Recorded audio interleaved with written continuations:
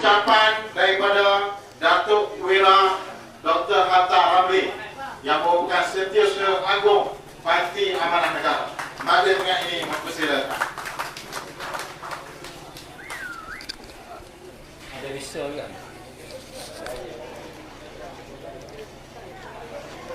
Terima kasih. Assalamualaikum warahmatullahi wabarakatuh. Dan salam sejahtera. Alhamdulillah rabbil alamin wa bihi nasta'in. Wala udwana illa 'alal zalimin wassalatu wassalamu ala rasulil amin wa ala alihi washabihi ajmain. Saudara pengacara, berhormat Timbalan Presiden, Naib Presiden, Ketua Pemuda, hos kita pada malam ini, Lawyer Kamal Hisham, tuan rumah sekeluarga yang kita raikan pengundi-pengundi Dewan Undangan Negeri M58 SLIN, rakan-rakan petugas-petugas, para penyokong, hadirin hadirat yang dihormati sekalian. Alhamdulillah malam ini kita menyambung lagi usaha kita, kempen kita bagi membantu calon bebas saudara Amir Hushairi yang bertanding menggunakan lambang pokok di kedudukan nombor 1 dalam senarai pemilih. Ini yang penting tuan-tuan. Ada 3 calon, kita kira yang 1 ajalah. Yang lain itu kira tak ada lah, ya. Seorang calon yang berwibawa, seorang peguam syar'i, seorang lulusan Universiti Islam Antarabangsa, pengamal undang-undang, mahir dalam bab nikah kahwin, mahir dalam bab faraid contohnya.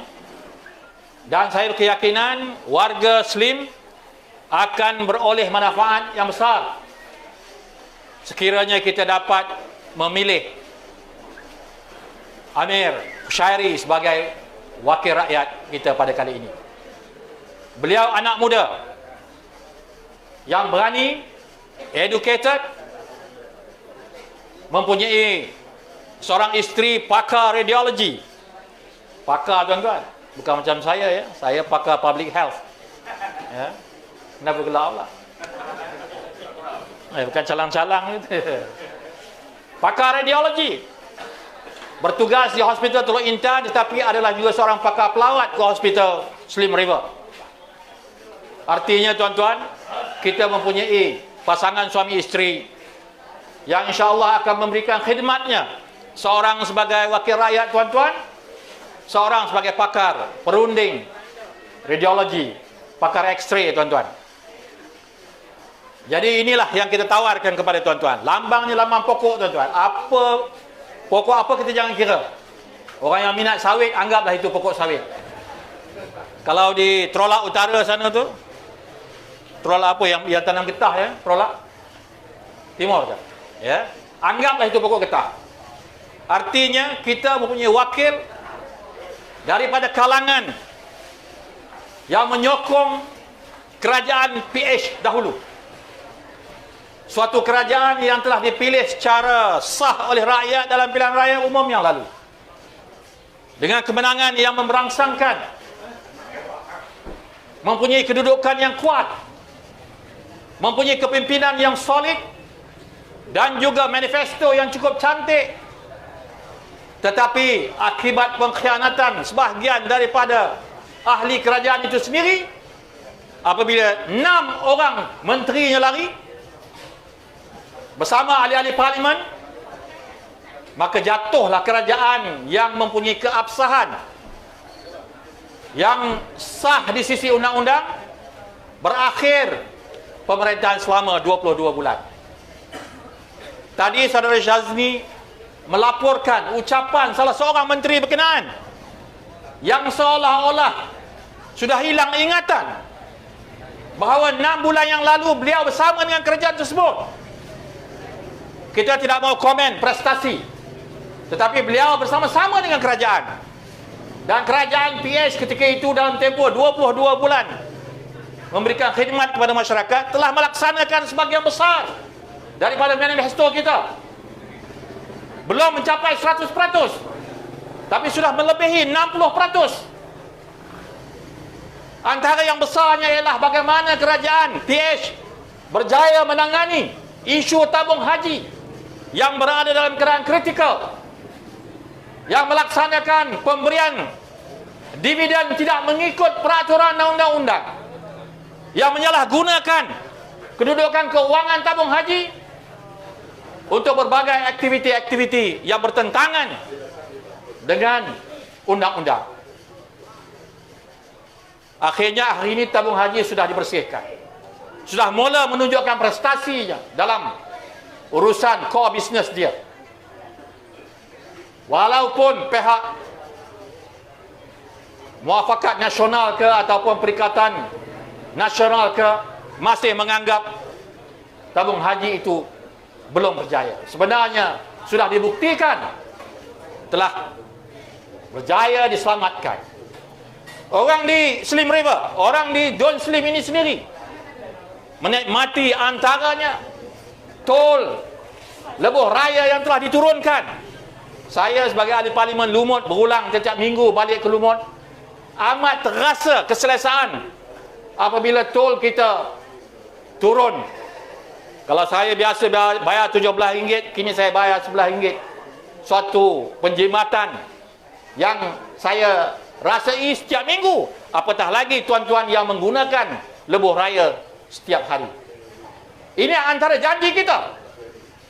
Dan kita bergerak ke arah apa yang kita janjikan dahulu.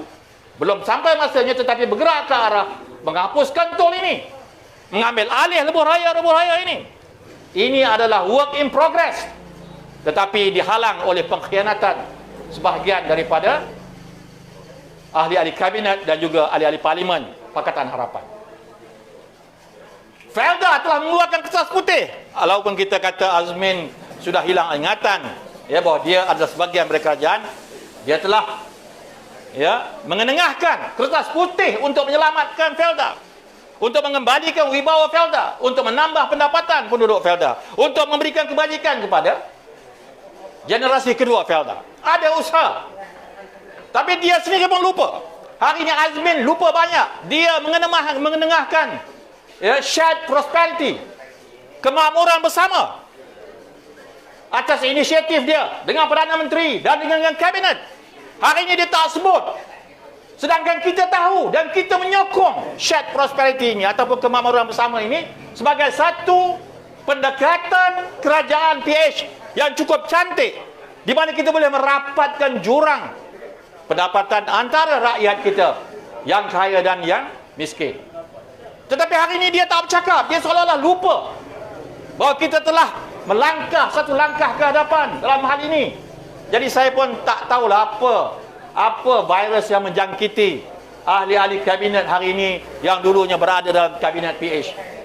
Ya, hilang ingatan, hilang rasional, bercakap seperti orang di alam mimpi, ya.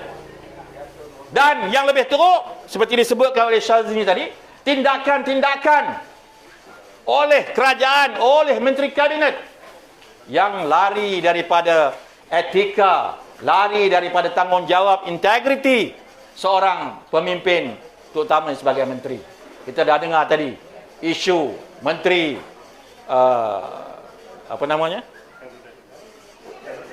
Khairuddin Takiri, ya, yang sewenang-wenangnya keluar negara. Kita tahu nak pergi keluar negara sebagai ahli kabinet ni tuan-tuan, mesti mendapat kebenaran Perdana Menteri.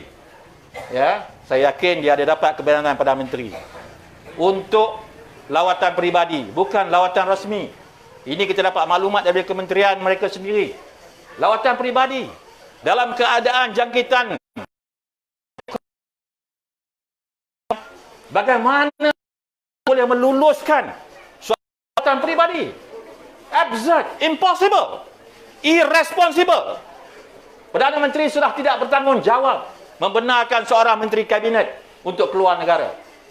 Kalau mereka boleh bersusah payah, antaranya pertemuan antara Lee Hsien Loong, Perdana Menteri Singapura, dengan Muhyiddin, Perdana Menteri sendiri, di mana di Tambak Johor, bersalam pun atas sempadan antara Singapura dan Malaysia. Tak bergerak, tak masuk. Orang sana tak masuk, kita tak pergi seberang. Nak menjaga tata tertib supaya kita tidak terikat dengan peraturan ya PKP ini. Tetapi beliau membenarkan seorang menteri keluar negara dengan keluarga, dengan rombongan pegawai-pegawai dia, bukan urusan resmi. Kita tahu siapa yang pergi, nama-namanya.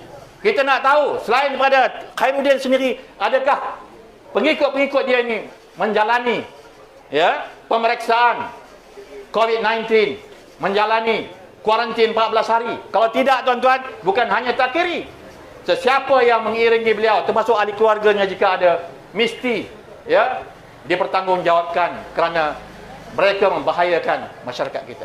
Tapi inilah dia ya apa yang berlaku dalam kerajaan pada hari ini. Kerana mereka lalai. Mereka ini kerajaan yang tidak ada suatu manifesto tuan-tuan. Ini kerajaan rencam yang terdiri daripada semua orang yang tak menentu ya hala tuju masing-masing. Ya, kita ada UMNO yang sudah kalah. Kita ada daripada MCA, kita ada daripada MIC, ada daripada Sarawak. Ini semua adalah mereka yang daripada parti BN yang kalah dahulu. Ya. Yang manifesto mereka ditolak, kepimpinan mereka ditolak oleh rakyat. Hari ini mereka ke depan tanpa rasa malu. Ya, tanpa rasa bertanggungjawab. Ya, disokong pula bersama-sama dengan mereka yang khianat ini tuan-tuan. Yang khianat ini 6 orang menteri ini tuan-tuan masuk tidak membawa manifesto yang mereka perjuangkan dahulu. Ya, artinya tuan-tuan, ini satu kerajaan yang tidak boleh dipertanggungjawabkan. Kita tak boleh mempersoalkan mereka. Apa hala tujunya? Mereka boleh tidak menjawab kerana mereka tidak ada hala tuju. Kalau ada yang bercakap ini hala tuju kita, itu adalah pendapat individu masing-masing, bukan pendapat sebuah kerajaan. Jadi how can we go on suatu kerajaan macam ini? Ya, sebab itu tuan-tuan, kita hari ini nak mendapat isyarat daripada SLIM ni.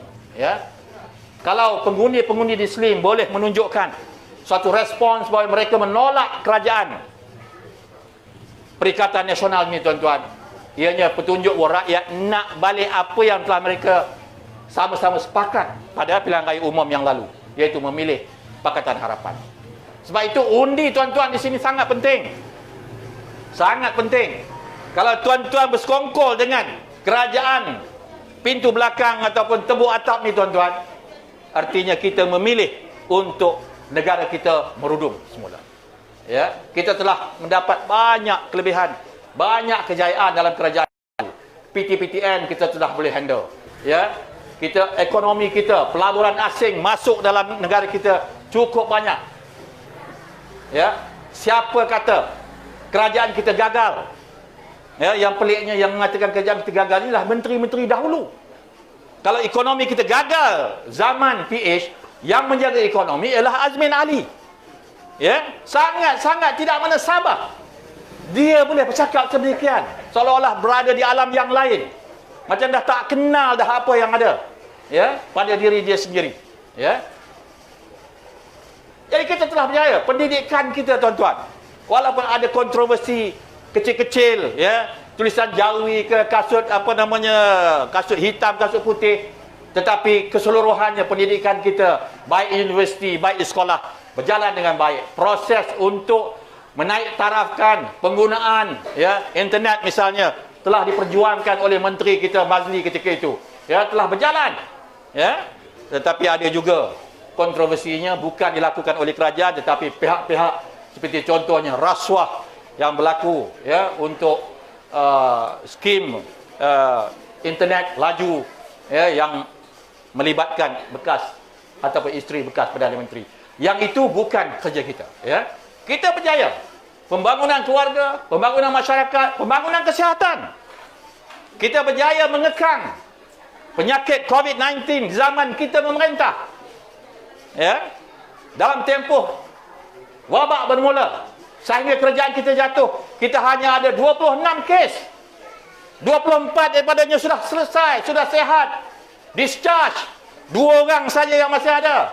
No death. Ya. Siapa kata kita gagal? Walaupun kita belum buat satu proses lockdown, tetapi kita sudah mengawal kemasukan. Ada orang mengatakan pelancong Cina yang bawa penyakit. Tak ada.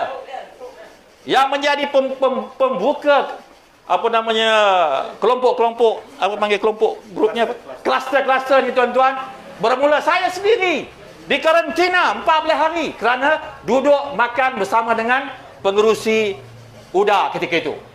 Pengerusi UDA yang akhirnya positif, ya. Bukan zaman kita PH. Zaman kita sudah dijatuhkan, situlah ledakan berlaku.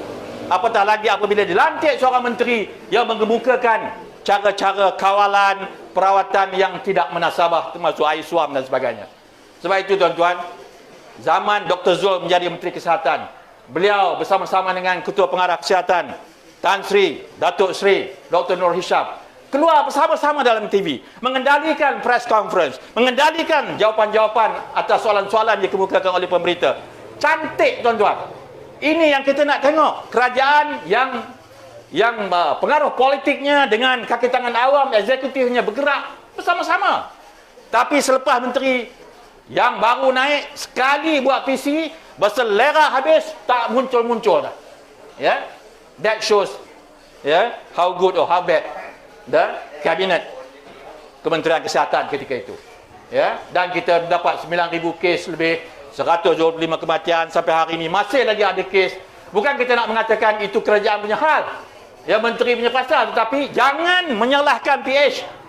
Kerana semasa kita diberikan amanah mentadbir, kita dapat kawal penyakit ini dengan baik.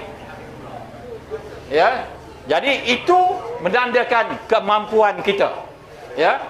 Dalam aspek-aspek yang lain, keusahawanan kita telah saya sebagai Timbalan Menteri Keusahawanan, Datuk Mahfuz sebagai Timbalan Menteri Sumber Manusia, mengendalikan program-program pembangunan pekerja-pekerja ini cukup baik tuan-tuan. Ya. Cukup lancar. Jadi tak ada sebab kita nak mengatakan kerajaan dulu gagal.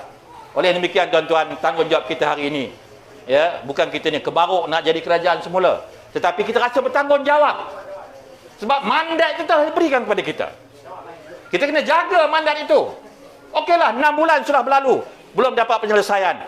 Mungkin sedang menunggu isyarat daripada salah satu pilihan raya kecil yang penting seperti Slim ini tuan-tuan. Sebab itu kita berharap sangatlah pilihan raya kali ini kita hantarkan isyarat, ya, bahawa kita menolak kerajaan PN yang ada, kerajaan caca merba, kerajaan tak tentu arah, ya, tak tentu hala, ya, kejap Muafakat Nasional, kejap Perikatan Nasional, sekejap gabungan masuk parti itu, lompat parti ini tuan-tuan. Ini tidak menggambarkan ciri-ciri kestabilan politik dalam negara kita. Kita dalam Pakatan Harapan masih bersama-sama. Hari ini calon kita calon bebas yang disokong oleh pejuang pimpinan Tun Dr. Mahathir. Kita sebagai rakan-rakan dalam Pakatan Harapan turun untuk memberikan bantuan, sokongan, ya, bagi membawa kesedaran ini kepada masyarakat. Ya, dan mengikut, ya, tinjauan-tinjauan kita tuan-tuan, BN yang meletakkan calon tidak boleh berasa selesa, ya, kerana dalam kawasan Felda ini sendiri sudah berselerak penyokong-penyokong UMNO dan Barisan Nasional, ya. Sudah ada pemimpin-pemimpin cawangan UMNO yang sudah datang kepada pihak kita, ya. Sudah ada rakan-rakan kita daripada Parti Hijau, ya, yang tidak gembira dengan apa yang berlaku di dalam Pakatan atau dalam Perikatan Nasional ini.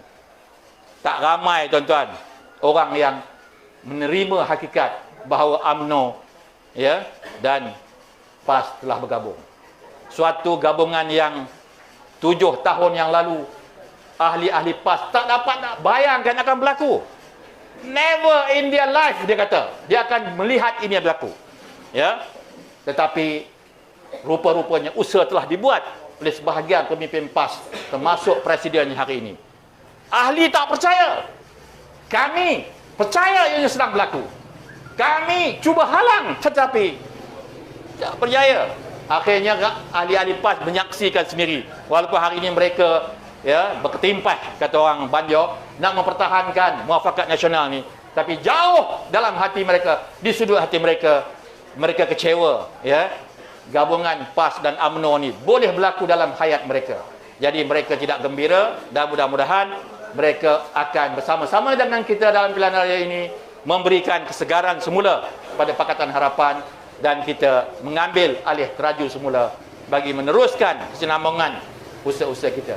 Jadi tuan-tuan, rayuan saya sekali lagi minta pengundi-pengundi Muslim ambillah tindakan menyokong calon kita Amir Khushairi, ya. Kalau ada di antara tuan-tuan ni yang masih rindu nama Khushairi ni, wakil rakyat tuan-tuan dulu pun lebih kurang gitu namanya. Inilah calon kita, nama pun dah, ya.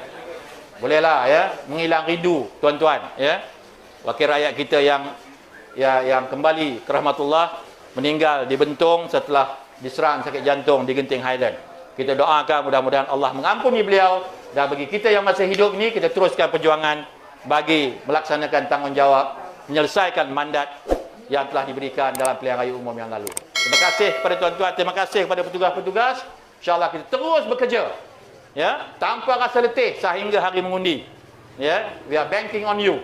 Kita minta tanggungjawab ataupun kerjasama daripada tuan-tuan untuk melaksanakan tugas yang penting ini. Wallahu a'lam. Terima kasih. Assalamualaikum warahmatullahi wabarakatuh.